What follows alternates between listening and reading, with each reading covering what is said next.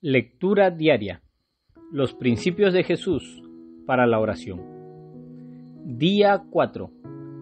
Lee y estudia Mateo capítulo 6, versículo 12. El principio aquí es orar por el perdón. Pedir perdón por nuestros propios pecados y determinar en nuestro corazón y nuestra mente perdonar a otros que pecan contra nosotros durante el día o que pecaron contra nosotros en el pasado. Al pasar tiempo en oración hoy, comienza con los principios de los días anteriores y añade el perdón a tu oración de esta manera. Pedir que el Espíritu Santo te revele cualquier pecado que tengas en tu corazón o que hayas cometido. Confesar tus pecados. Restituir a otros si es necesario.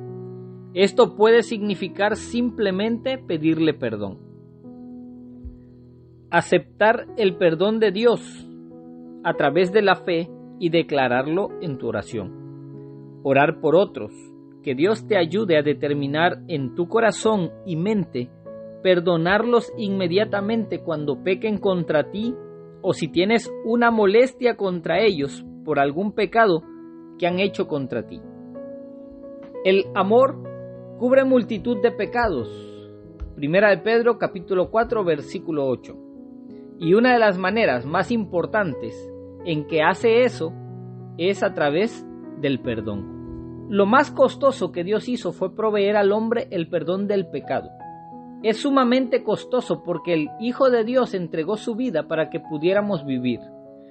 El perdón de pecados nos mantiene alejados del infierno y nos da gozo en esta vida. Nos introduce a una comunión eterna con Dios. El perdón es la necesidad espiritual más profunda del hombre. Sin el perdón no puede entablar una relación con Dios que produzca paz y esperanza. El Dios Santo no puede considerar una relación con hombres impuros a menos que haya perdón del pecado. Por eso, nuestro Señor escoge como el siguiente tema en su pasión: perdónanos nuestras deudas como también nosotros perdonamos a nuestros deudores. Y en los versículos 14 y 15, Jesús hace énfasis a ello. Porque si perdonáis a los hombres sus ofensas, vuestro Padre Celestial también os perdonará a vosotros. Pero si no perdonáis a los hombres, tampoco vuestro Padre os perdonará vuestras ofensas. El perdón del pecado es la necesidad más grande del corazón humano, porque el pecado tiene un efecto en dos aspectos. 1. Promete condenar a los hombres para siempre, mientras que al mismo tiempo les roba la plenitud de la vida. 2.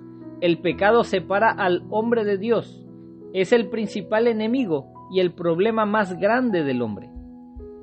No hay justo ni aun uno. No hay quien entienda. No hay quien busque a Dios. No hay quien haga lo bueno. No hay ni siquiera uno. Romanos capítulo 3. Y luego concluye en el versículo 23. Todos pecaron y no alcanzan o están destituidos de la gloria de Dios. El pecado gobierna el corazón de cada hombre. El pecado es el poder degenerado que hace que el hombre se enferme, sufra, muera y esté condenado al infierno. No es de sorprenderse que la Escritura lo compare con el veneno de una serpiente y el hedor de la muerte, de acuerdo a Romanos capítulo 3 versículo 13. El pecado es la enfermedad moral y espiritual, para la cual el hombre no tiene cura. Romanos capítulo 1 versículo 21 indica que los hombres tienen una mente depravada. Según Jeremías capítulo 44 versículo 15 al 17, los hombres desean hacer el mal porque su voluntad está controlada por el pecado. El pecado pone a los hombres bajo el control de Satanás. Efesios capítulo 2 versículo 2 enseña que los hombres son guiados por el príncipe de la potestad del aire, el espíritu que ahora actúa en los hijos de desobediencia. El pecado pone a la gente bajo la ira divina. Los que no son salvos son hijos de ira, de acuerdo a Efesios capítulo 2 versículo 3. El pecado también somete a los hombres a la miseria. Esta oración de Jesús es un modelo para que lo usen los creyentes. Las deudas a las que se refieren aquí son las que los cristianos contraen cuando pecan. Infinitamente más importante que nuestra necesidad del pan diario es nuestra necesidad del continuo perdón del pecado. El problema más grave del hombre es el pecado. Su necesidad más grande es el perdón. Y eso es exactamente lo que Dios provee. Hay dos clases de perdón que Dios provee. Los creyentes reciben el perdón judicial de Dios en el momento que ponen su fe en Cristo como su Salvador.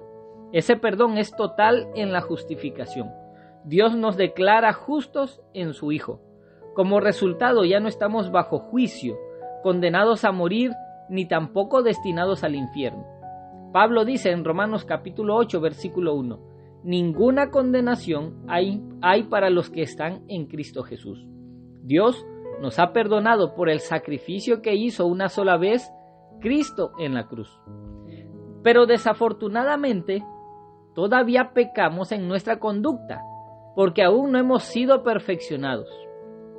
En Filipenses capítulo 3, Pablo reveló esta distinción. Escribió que por medio de la fe en Cristo Jesús había recibido la justicia de Dios. Requerimos constantemente del perdón, y el apóstol Juan nos advierte, si decimos que no tenemos pecado, nos engañamos a nosotros mismos, y la verdad no está en nosotros. Si confesamos nuestros pecados, Él es fiel y justo para perdonar nuestros pecados y limpiarnos de toda maldad. Primera de Juan capítulo 1 versículo 8 y 9. Aunque el pecado es perdonado judicialmente, aún es una realidad en la vida del cristiano. Una disminución del pecado junto con una creciente sensibilidad a él debe caracterizar el caminar de cada cristiano. Y aunque nuestros pecados hoy y en el futuro no cambian nuestra posición delante de Dios, sí afectan la intimidad y gozo en nuestra relación con Él. En este caso, Dios ejerce el perdón paternal. Mientras tengamos pecados que no hayamos confesado, perderemos la plenitud de gozo e intimidad en nuestra comunión con Dios.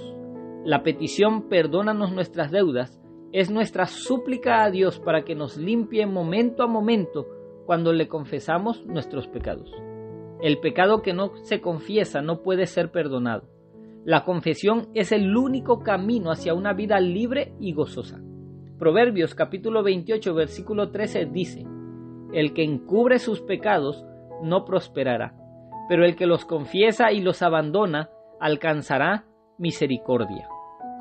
Si usted no confiesa sus pecados, se volverá duro, sin arrepentimiento e insensible hacia el pecado. En consecuencia, también carecerá de gozo y no tiene una comunión amorosa e íntima con Dios. El verdadero cristiano no ve la promesa que hizo Dios del perdón como un permiso para pecar. En cambio, ve el perdón clemente de Dios como medio para lograr crecimiento espiritual y santificación. Jesús nos da el prerequisito de perdonar a los demás con las palabras, como también nosotros perdonamos a nuestros deudores. Si hemos perdonado, seremos perdonados. Si no hemos perdonado, no seremos perdonados. Justo antes de entregar esta oración modelo, Jesús instruyó a su público: habéis oído que fue dicho, amarás a tu prójimo y aborrecerás a tu enemigo, pero yo os digo, amad a vuestros enemigos y orad por los que os persiguen, de modo que seáis hijos de vuestro Padre que está en los cielos. Mateo capítulo 5, versículo 43 al 45. Bendecir a aquellos que los persiguen equivale a perdonar. Al amar a sus enemigos manifiesta que es un hijo de Dios. Jesús mismo es nuestro modelo para el perdón. Por aquellos que clavaron sus manos, le escupieron el rostro, se burlaron de él y clavaron una corona de espinas sobre su cabeza. Jesús dijo: Padre, perdónalos. La severidad de cualquier ofensa hacia nosotros no se puede comparar con lo que soportó Cristo. La falta de perdón obstruye el perdón de Dios e interfiere con la paz, felicidad, satisfacción e incluso el funcionamiento adecuado del cuerpo.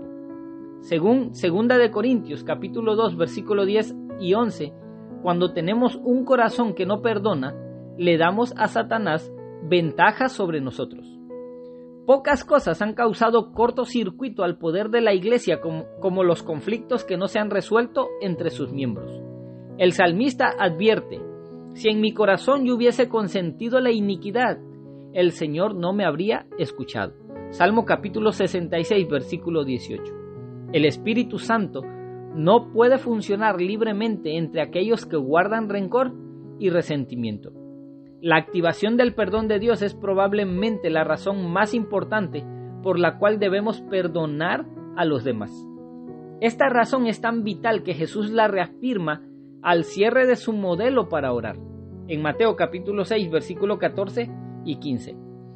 No hay nada en la vida cristiana que sea más importante que perdonemos a los demás y que Dios nos perdone a nosotros.